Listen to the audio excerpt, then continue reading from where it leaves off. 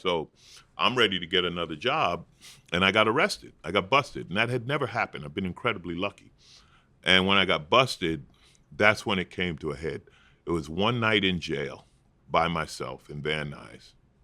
And I was like, this ain't the way it's supposed to be.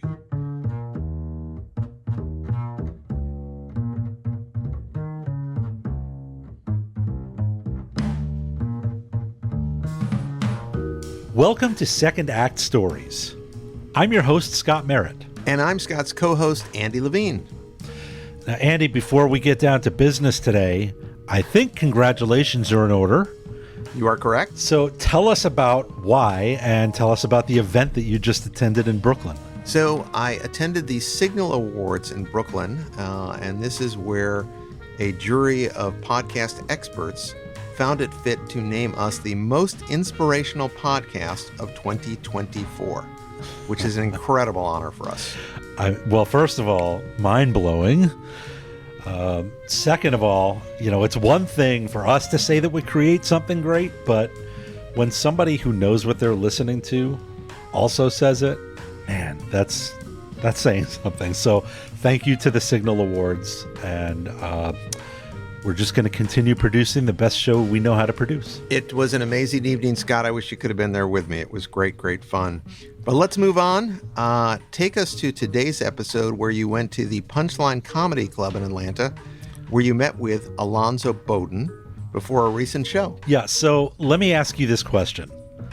What do graduating early from high school, addiction and recovery, the Power Rangers, and NPR all have in common? I'm going to guess the answer is Alonzo Bodden. But let's hear his second act story. So I grew up in St. Albans, Queens, and 50 Cent mentioned it in a song. When I was growing up, we weren't rap record worthy. It was still just a working class black suburb. Nice house. I had a backyard. I had a lawn, rode a bike, all that, stuff like that. My dad was foreman for the Department of Sanitation. It's a good job. My mom was an accounting clerk. Good job. And one thing that was interesting and kind of sad, maybe funny. I don't really know how to encapsulate the feeling. When my dad passed away, the superintendent of the Department of Sanitation came to his funeral, and he said to me and my brother, he said, if your dad was white, he'd have had my job. And we get where he was coming from. Yeah. But he doesn't understand how fucked up that is. All right. Were you funny? Was the house funny? Always. Our house was funny. My mom's the funniest person I ever knew. But we were in a house full of smartasses. I think I got it the most. My brother has it. My sister less. But the sense of humor, if you did something stupid or funny in the house, somebody saw it. It was coming back at you, But Right. My mom was she was from South Carolina, and she had this common sense kind of funny that I loved. And I quote her sometimes in my act, and she would say things like now, right? We just had the election. Like, who you voting for, Mom? No matter who wins, I got to go to work tomorrow. Yeah. It's still true. Women's lib. And I forgot how this came up, but I never forget. Women's lib. What? Women? White women's lib? What black woman fighting to work? We fighting to not work. You kidding? The hell is wrong with you? You fighting to go to work. I'm fighting to not go to work. Talk about lib. That was my mom. But it was with anything, she was like that. She had a quip or a line or something that was funny, and I absolutely inherited it. And I told her, see, Ma, I just went pro. That's all. I got the gift, and I put some work in, and I went pro. So what did that look like in school, though? Because a lot of kids who are really funny in school usually wind up getting in trouble. School was interesting because I was really smart. I did really well in school, and I learned early on that was my defense of getting in trouble. If you had the grades, they couldn't mess with you. I remember I had one vice principal in junior high school, and he was like, you should be a lawyer when you grow up because we know you did this, but you're talking your way right out of it, and there's nothing we can prove. I was like, exactly. So why am I here? So I was that kind of kid. Definitely got good grades. I skipped from 7th to ninth grade. But the smart ass mouth. But see, I wasn't the class clown. I was a guy who sat next to you, and teacher would say something or something would happen, and I would say it to you and sit there with a straight face, and you'd bust out laughing and get in trouble for laughing. Right. And I just delivered the punch and sat there. Alonzo was both book smart and street smart. I asked him what role growing up in urban New York played in that. Growing up in New York is the greatest education you will ever have, because you're dealing with it from the beginning. Like, I commuted to high school. I was on the bus and subway going to high school, right? Right. And everyone was. So you're around everyone. And like, I do a joke about, like, being, how hard it is to be a racist in New York? Just walking down one block, how many people you got to hate? My high school, I went to a specialized high school called Aviation, which taught aircraft maintenance, and we graduated as airplane mechanics. Yeah, how did you wind up there? So in New York, back in the 70s, they had a lot of trade high schools and specialized high schools. Of course, the most famous one being Performing Arts, because of the show Fame. Yeah. Which I have a friend who went to Performing Arts, and he's now just a Grammy Award-winning musician, producer who's played with everyone from Miles Davis to Luther Vandross. So apparently that school's good. Apparently they learned something there. Yeah. No, but so yeah, they had like automotive, aviation, Queens vocational, where you learned the trades like plumbing, electrical, and all. They had schools for all of that. You take a test and you go to school. So my friend's father, I didn't like school. I was good at it, but I didn't really like it. My friend's father was an airplane mechanic, and he had a good life and this and that. And he was like, yeah, man, this is good. And I always liked mechanical things. I liked taking things apart and putting things together. So I took the test for aviation, and I got in, and I was like, all right, I'm going to try this. I'm going to be an airplane mechanic. I liked airplanes, but it was more I liked mechanical stuff. I didn't necessarily have the love of aircraft that some of my friends did, So this was just, you landed in this high school just because you got in? I didn't want to go to college. No, I went there because I didn't want to go to college. Alonzo went through the full program at Aviation High School, but skipping 8th grade caused a problem when it came time to get a job. So I graduate, and there are 2 licenses you need to be an airplane mechanic: airframe and power plant, which is obviously power plant's the engines and all, airframe's the rest of the airplane. So you get one in your senior year. You focus on one. If you do well, you graduate, you pass as an FAA test, federal test, and you get your license, right? The top 50 students get to come back for a semester and get their other license. Now, that's nice, because otherwise you got to pay to go to school to get it, and it could cost you a bunch of money. Right. Now they're letting you go back free. So I made that. They called it extended 12th. So I made it into extended 12th to get my second license. Now, keep in mind, I'm young, right? I'm only 17 because I graduated right when I turned 17. I was 16 through most of my senior year in high school. Okay. Lockheed Aircraft from LA finds out about Aviation High School through various colleges. They're recruiting, and all these kids are like, yeah, I went to aviation. And Lockheed's like, what the hell is this Aviation High School? Because they're in California. They don't know. Yeah. They find out what our school does. They literally set up a recruiting office in the school library. If you graduated from this school, there is a job waiting for you in LA. You come to Burbank, work for Lockheed, you're hired, blah, blah, blah, right? So I go in, and I've always wanted to live in LA. I wanted to move to the West. So anyway, this job at Lockheed comes along. I can just move to California and start working. I'm doing all the paperwork. I'm graduated. I got my licenses. I'm ready to go. And the recruiter's like, wait a minute, you're 17. I said, yeah, I know. I graduated early. Well, you can't work here till you're 18. Alonzo moved back in with his parents, found odd jobs for 6 months, and went right to Lockheed in Los Angeles the day he turned 18. This is in 1980. And we were doing it like guys were going out in waves. So when I went, I had friends from high school who had gone before me, and they had an apartment and this and that, and they kind of hook you up. You stay with them and do it, and then someone else comes along and you do it for them. Right. This is a high school network. Lockheed hired hundreds of graduates from 2 years of Aviation High School. So we were known as the New Yorkers. And the crazy thing about it, this is, again, when you look back, it's insane. we're 18, 19, 20 years old.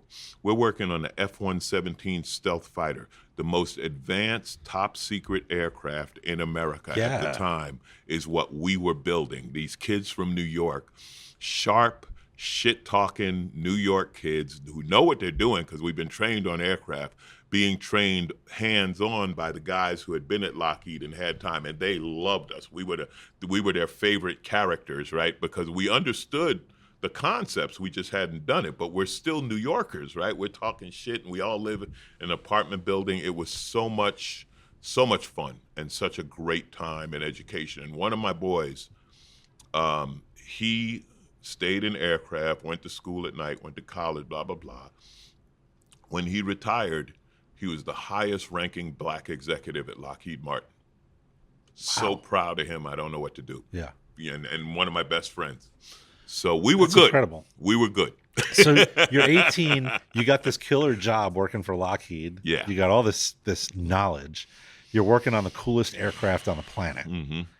And you're making bank, I guess, for an 18-year-old. Yeah, definitely. Yeah. I'm making enough money to feed a family of 4. How does that kind of wind its way into your life? Do you Well, just start living high on the hog, or There's do a you couple of things. make bad decisions? Oh, yeah, definitely there were bad decisions. Remember, it's 1980 and cocaine wasn't addicting yet. Oh, right. Yeah, I remember that. Yeah. No, it was, I had a great apartment, right? I had a motorcycle. I drove a sports car, Mazda RX-7. And that part was fun. The part that sucked, and this was very real, at that time, Burbank, where Lockheed was a sundown town. Burbank was still very white, racist suburb outside of L.A. They knew about Lockheed. They knew the shifts at Lockheed. There was a 7 to 3:30, 4 to 12:30, and 12:30 to 7, 3 shifts. You could be in Burbank for an hour before and after start of shift. Any other time, cops would instantly pull you over just for being black or Puerto Rican or whatever in this nice-ass car. I got pulled over for driving while black in the 80s a million times, and you had to get out of the car. You know, you might put your hands on the hood. You might have to kneel down with your hands behind your head. Like, that was very real. We had to deal with all of that shit too, you know. So it was good and bad. I mean, it was, you know, that was part of it. This is the worst time of LAPD. This is when LAPD is under Daryl Gates, the most racist police chief. It all came out during the OJ trial. Yeah. But that's what it was. We had to deal with that. If I went to Beverly Hills, I was getting pulled over. It wasn't you might. It was I was getting pulled over. And the only thing that would save us would be the proof we worked at Lockheed Aircraft. Then okay, so you do legally have enough money to have this car, but now I resent you because you're a fucking black kid making $50,000 a year. Right. You know? More than I make. Right, Yeah. right. So you still had to deal with that.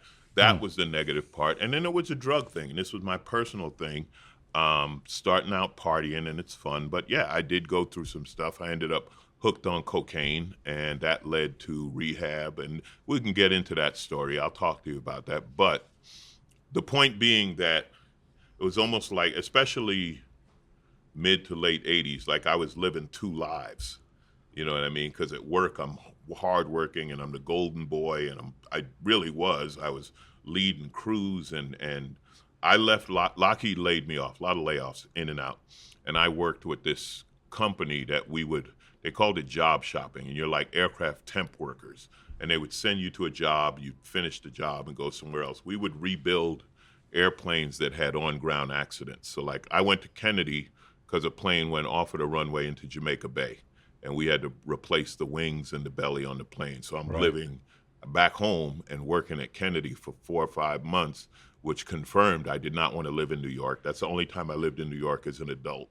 And I just didn't like it. I preferred the West. And then we bounced to another job in Puerto Rico, bounced around the country doing these big aircraft jobs. It was fun, but it was also a messy time of my life because I'm doing that, but I'm also, you know, doing drugs and partying. And toward the end, 87, 88, it wasn't fun anymore. You know, it wasn't fun. So how did the job with aircraft mechanic, Lockheed, how did that all sort of come to it? Like, was it your problems with addiction? Was it just a lack of interest? No, it was emotional. It was emotional because I never really learned to deal with emotions. I wasn't good with emotion, and yet I felt. And I've learned this in therapy and stuff over the years, right? I don't know if you knew we'd get this deep on this podcast. I was hoping we would. So I never learned to deal with emotion. And I went through a relationship, and it was a major upheaval. It was like my second really true love, and it tore me apart, and I didn't want to feel. And those kind of things, when you're an addict, aid that. You know what I mean? Like it's like, now I'm taking drugs just to not feel shit. You know, it's not about getting high or partying. Now, again, I told you, I led a dual life. See, I never messed up on my job. You know, the only thing that happened toward the end, I would show up late. But I would show up, I could work. And it wasn't like I was drunk out of my mind, high out of my mind. No, I was like, I'm at work. I couldn't wait to get off work so I could get high. But at work, I did my job. And I had to, because that was my way to maintain, right? I'm again, this is the dual life you live. It's the only stability as an that addict, you have, alcoholic, right? Yeah. I need the job to pay bills, to buy stuff, to do, you know, whatever. So I'm good at work, but when I leave work, I'm just home getting high. You know, that was kind of my life, and I bounced around. I said, bounced around the country doing this and that, and it's a miserable life. Like once it's not fun, it's never fun again. You know, that's the progression of addiction.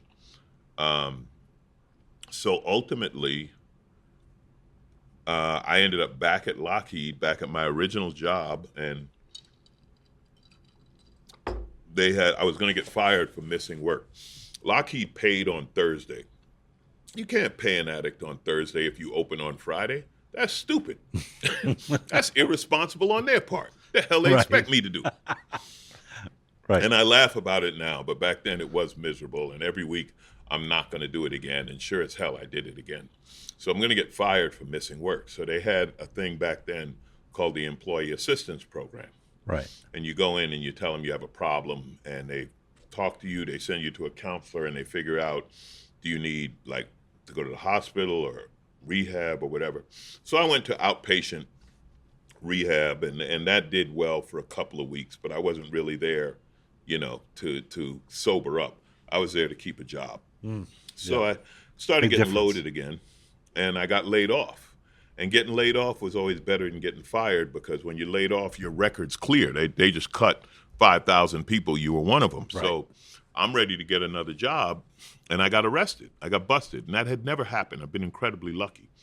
And when I got busted, that's when it came to a head. It was one night in jail by myself in Van Nuys, and I was like, this ain't the way it's supposed to be. Like, you know what I mean? Like, that was my bottom. That was... Something's got to change. You got lucky that you recognized that at that point. Yeah, I felt it.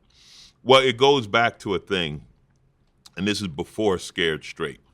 Growing up, we had one friend of the family, and their son was in prison.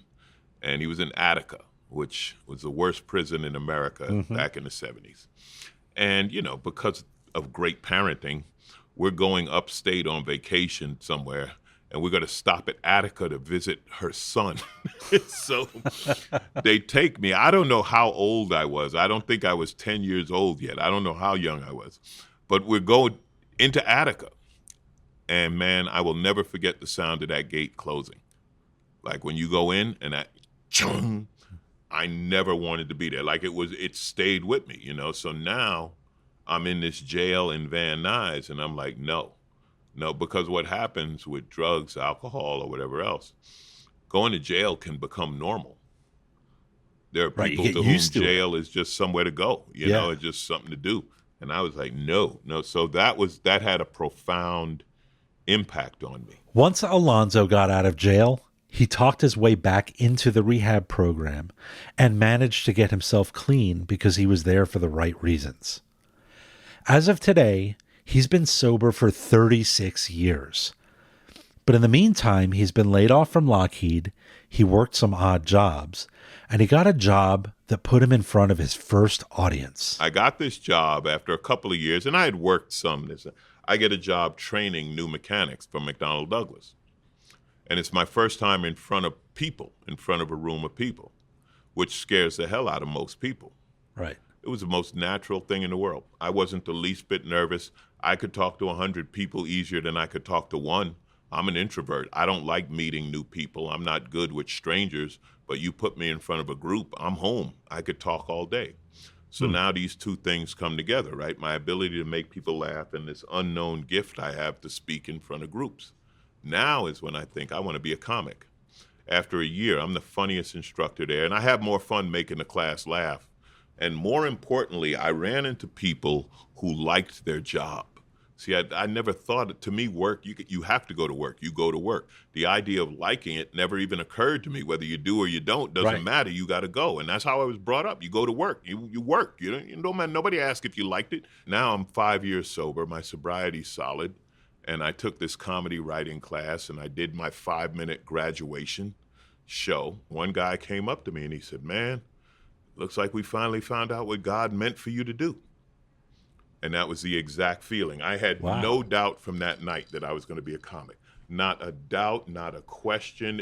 I loved it. I never thought of doing anything else. I was getting laid off. Like the laws and rules had changed. Early in my career, when Lockheed laid you off, they tell you Tuesday, you out of work Friday. But now, because of whatever, companies had to give a 60-day notice if they cut X number of people. So I already knew I was leaving McDonnell Douglas. And I made an agreement with myself that I wasn't going to work on airplanes anymore. I'm going to chase comedy. And that's how it started. Was there any part of you even a little bit concerned about the fact that comedy happens in a place where addictions are easy to find? Not in the least. Not in the least. You don't understand how much I love comedy. There was never a concern about being around alcohol because I wasn't there for alcohol. So it had no appeal to me because I had done it. If you talk to race car drivers, they don't drive fast on the street because you couldn't go fast enough to excite them on the street. You couldn't interest them on the street. Right. Yeah, that makes sense. You want to get high in the green room, I ain't had time for your little, if you was Richard Pryor and we were going to smoke crack and set ourselves on fire, I might want to hang out. Right. But anything less than that, I got no interest. No, my sobriety was solid before I started comedy. So, how did comedy help you with your sobriety and your recovery? Wow. Again, so many ways. Performing at sober conventions and sober fundraisers and functions was always fun. Sobriety helps in comedy because you're conscious. Right? I've never been drunk on stage. So you remember what you said and you show up on time and you're professional. That was one of the big things. I had a friend who I opened for, and he was in his addiction at the time, and he was super talented, incredibly talented, and lost many jobs and almost lost his entire career based on not showing up. Because when you're the star, and he was without a doubt a star, when you're the star and you don't show up, it costs them a lot of money. And it's only a matter of time before they find somebody else, you know? So I didn't go through that. So comedy and addiction have a long history together. Yes, absolutely. And there are lots of incredibly talented comics. I mean, you mentioned Richard Pryor, right?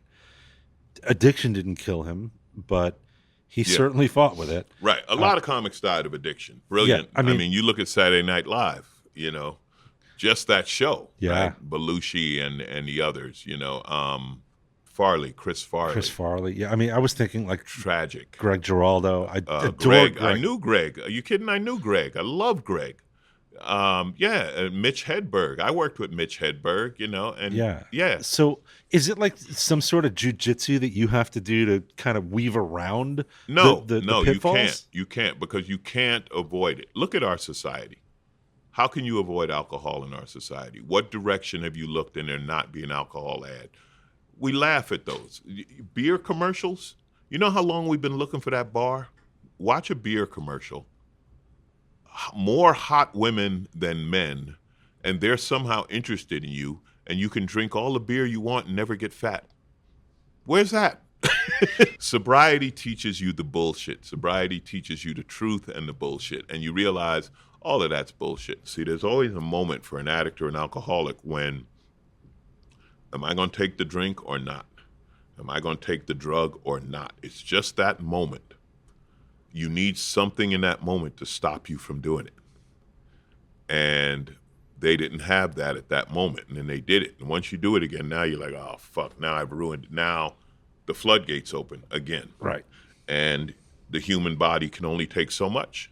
I avoid it on a daily basis like any other alcoholic or addict. I don't get high or drunk today. Do you think that you would have the career you have today if not for addiction? I don't know. See, that's a great question.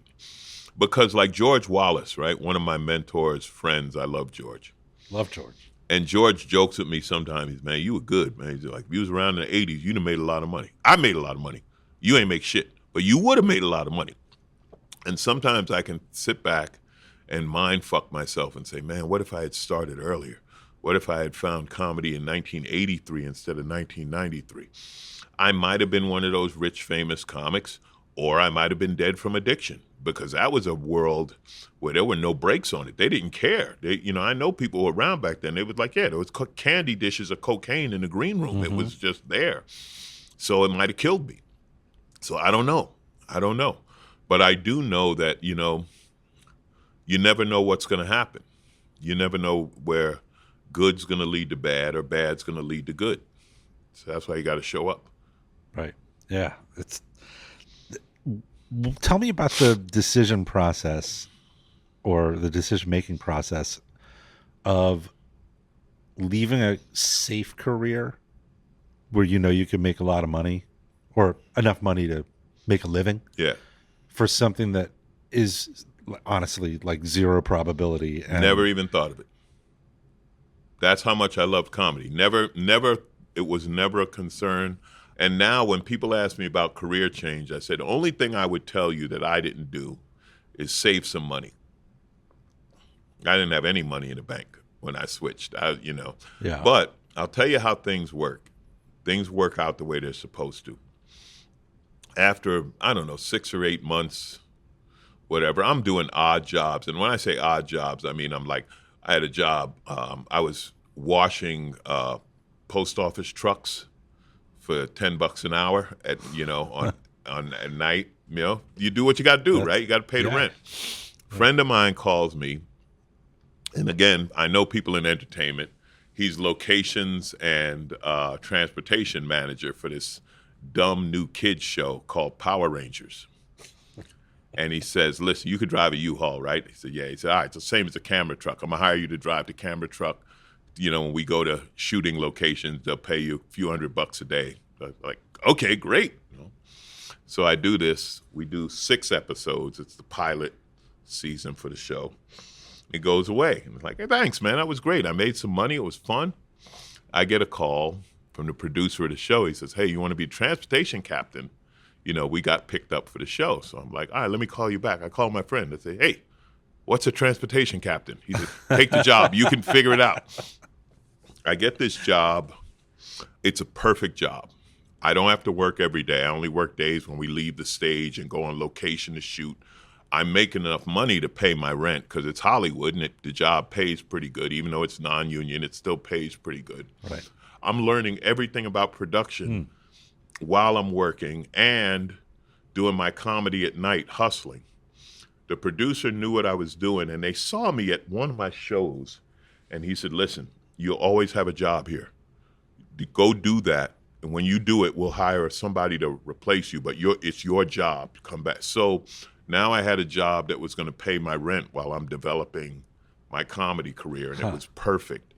And then cool. One day, I'm at the craft service table because that's where the drivers hang out. That, for your listeners, that's the snack table where they give free snacks all day. One of the benefits of show business is you eat free a lot.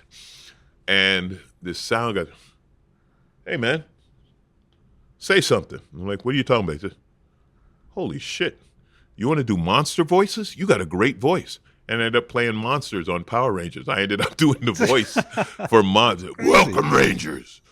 I am here to destroy you. And I got that gig. So now you get your SAG card? I got my SAG. Okay. That's how I got my SAG card. I love this interview. It's fun. And this is how, and again, you talk about friends, right? So a friend of mine, I'm doing comedy, this or that. He's a director. He directs 1-hour TV shows. So in order to get your SAG card, you have to work. That's the catch-22. You have to work, but you can't work if you're non-union, but you got to work to get in the union. Yeah, right. He's like, hey, man, I'm doing this cop show. Need a cop. So I'm going to give you the gig. You do 2 days, you can get your SAG card.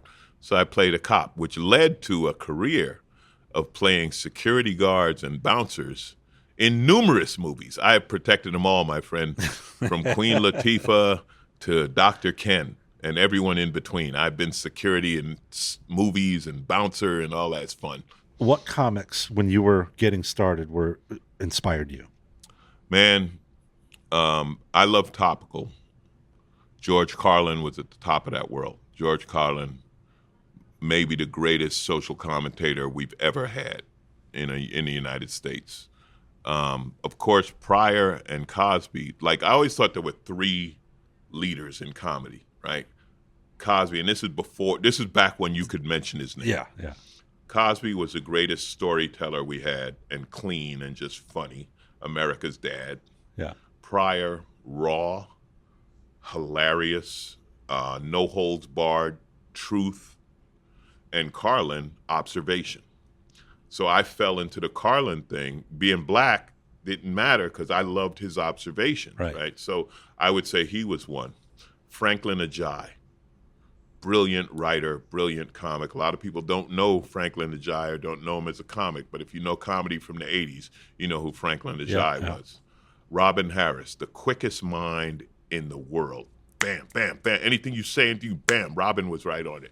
I watched those guys. George Wallace. So my first job in comedy, I went to do an open mic at the Laugh Factory, and the owner, Jamie, hired me to be a doorman. He said, I need a doorman. You can do spots when people don't show up. This is 93, 94, before cell phones. So they didn't know if you were coming or not. So I'm sitting at the Laugh Factory hoping that Damon Wayans' car broke down, hoping George Lopez got in a car accident. I'm hoping George Wallace is sick because I want some stage time. Right. I got to watch them every night. You want to talk about a master class? Every night I'm watching George Wallace, Damon Wayans, George Lopez, Dom Herrera, Brett Butler, you name all of these comics. Like Murderers Row. I mean, Rodney Dangerfield would drop in. It was just, endless list of these brilliant ass comics. And I'm watching. I'm the doorman. I'm watching them every night. Are you kidding? I'm learning from the best. So who influenced me? All of them did.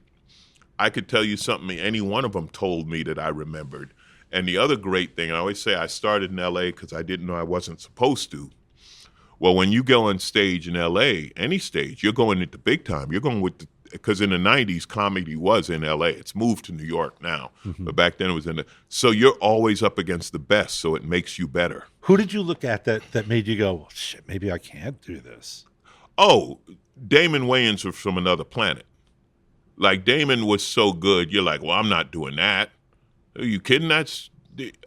Damon, to watch him craft a bit was incredible.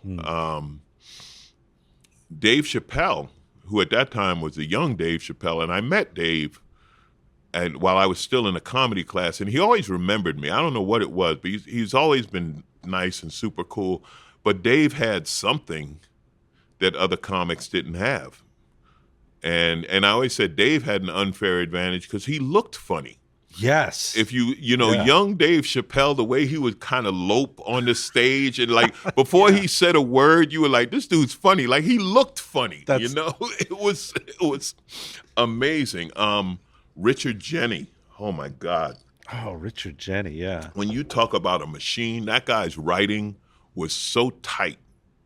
And he would go seamlessly from one topic to another, and you didn't even notice the transition because he was so good and his segues were so smooth and funny. So it wasn't a matter of I can't do this, but it was, wow, look how good they are. So was there a watershed moment in your career where you said, okay, I'm successful now? There were a number of them. When I went to Just for Laughs in Montreal, 1997, doing comedy for 4 years, back then, New Faces of Comedy was a big show, and it was a secret because this is before the internet. So you don't know who the new face is. And some of the guys who had killed in New Faces prior to that were like Ray Romano and Chris Titus and this, and every year there's new faces. Who's going to be on New Faces? Blah, blah, blah. So I'm on New Faces. They put you in a separate hotel than all the comics at the festival. They try to keep it a secret. And you go up and you do your set. You do your 7 minutes. So I had this joke. I said, I don't like hockey. I'm in Montreal. Crowd starts booing. Let me set this up. Yeah. You're doing a show. It's a theater with a balcony. The balcony is all the industry people, the agents, the managers, the producers, the network, all the suits, whatever you want to call it. And the downstairs is audience. So I said, I don't like hockey. The audience said, boo, boo. I said, shut up.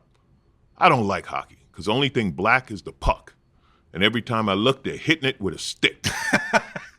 Said, now, golf, on the other hand, right? So the joke kills. Yeah. Finish my set. My manager literally comes running down the stairs. You're about to make a ton of fucking money. And the key word is ton of fucking. He said, when you told the audience at Just for Laughs, New Faces, to shut up, everyone upstairs stopped, looked, and said, who is that? And literally the next morning, there was a bidding war between networks to give me a development deal. Wow.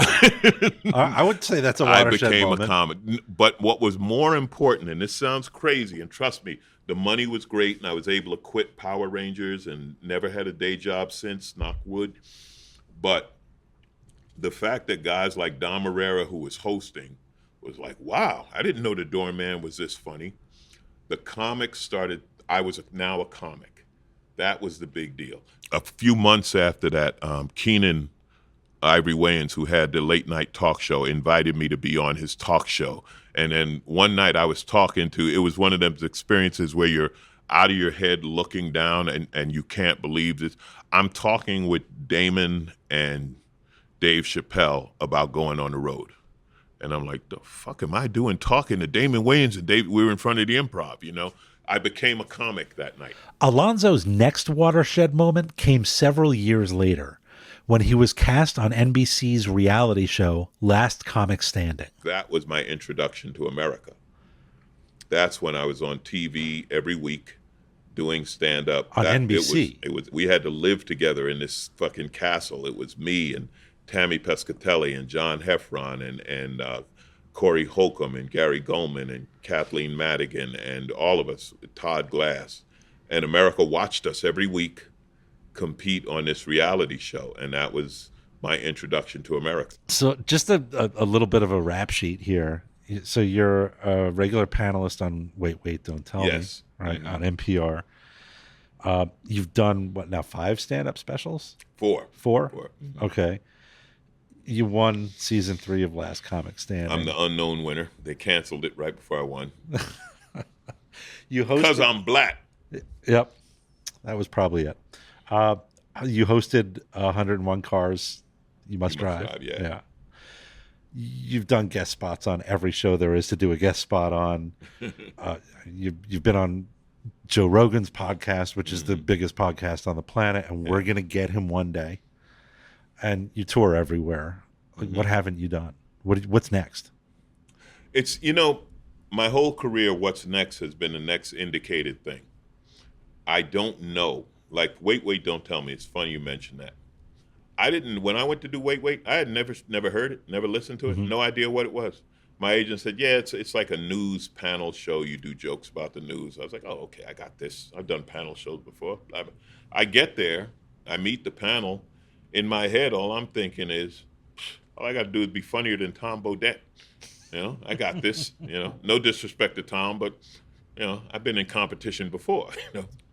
And I do the show, and I have a lot of fun. And Peter Sagal came up to me afterwards. He said, "Man, that might have been the best first time we've ever had." And I'm like, Yeah, okay. Like I'm a comic. It's what I do. I'm not thinking anything. And they have me on a couple more times, and it's fun. I like doing the show, but I never listen to the show. I just, when I do something, once it's done, I walk away. I'm done, right? I did it. They invite me to Carl Castle. He was the original voice of the show. They invited me to his retirement party. And I'm saying to myself, like, why the hell would I want to go to this old guy's retirement party? Like, it was during the week, it was in D.C. I was like, nah, I can't make it. I got, blah, blah, blah. How was the party? Well, Obama sent in a video to say hi. Katie Couric was there. Tom Hanks dropped. I'm like, the fuck? What is this thing? And that's when I found out, 5 million people a week listen to this show on radio and podcasts, and this is one of NPR's biggest shows of all time, and regular listeners are a whole list of stars and news people, and they interview Congress people. And like, this is kind of a thing then. This is big, So it was one of those where it's probably good I didn't know that going in, So I was fortunate. I had no idea what I was walking into. What advice would you give to somebody who was thinking about making a career change, but is kind of tied down to a job that they feel like is the safe path and they need to stay? If you love it, you have to try it. You have to try it. When I was thinking about being a comic, I said, I'm too old. And his friend said, well, 10 years from now, you can either have been a comic for 10 years or you can wonder what would have happened if you had started comedy 10 years ago. So I would say, do what you love, chase that passion. No one's ever been great playing it safe.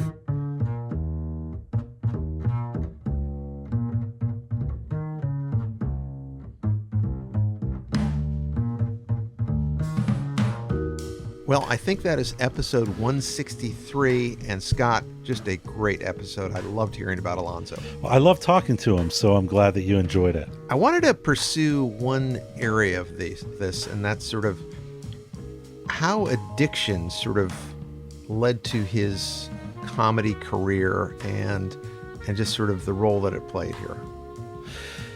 Yeah, it's a weird thing. I don't know from experience, but from what I heard from Alonzo, without facing the demons of his addiction and winning over on them, he may or may not have wound up doing comedy. We don't really know. But he's in a setting every single day where there are plenty of vices to be had. Comedy clubs aren't known as the driest places in the world. They serve drinks, and he's a recovering addict, but he said he's not tempted by that because really his new addiction is comedy, and he's not going to let anything get in the way of that. This is the man who really loves being a stand-up comic, isn't it? I mean, he said it himself, right? You don't understand how much I love comedy. Right, that's powerful. You got to see his show with your wife. Just give our listeners a sense of what his set was like. Just go. I mean, when he's in your town, just go. The place was packed. It was uproarious. Everybody was laughing almost constantly. He's really damn funny. He's just so funny. So, if you want to learn more about Alonzo Bodden, you can certainly visit him visit his website. You also can check out his tour dates and where he's going to be playing, hopefully somewhere near you.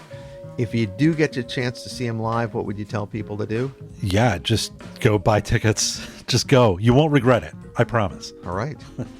So follow Alonzo on social. Follow us on social.